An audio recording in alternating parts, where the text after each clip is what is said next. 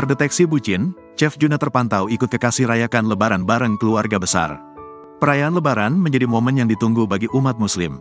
Tak terkecuali para publik figur yang dengan sukacita turut merayakannya. Termasuk Chef Juna yang tahun ini terpantau merayakan Lebaran bersama sang kekasih, Citra Anidia. Kedekatan keduanya memang sudah lama tercium oleh publik. Diketahui hubungan asmara antara Chef Juna dan Citra Anidia sudah berjalan kurang lebih selama 4 tahun.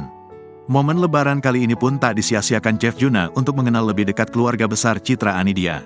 Diketahui Chef Juna dan Citra Anidia memiliki perbedaan umur yang cukup jauh. Namun kendati begitu, hubungan asmara keduanya terjalin baik bak remaja yang sedang memadu kasih.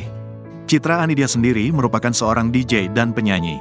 Meskipun profesi keduanya berbeda, namun hubungan antara Chef Juna dengan Citra pun terjalin baik.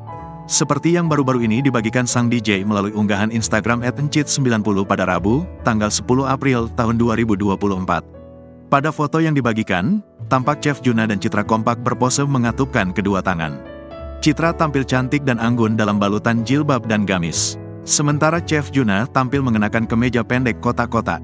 Pada foto lainnya tampak Chef Juna juga berfoto bersama keluarga besar Citra Anidia.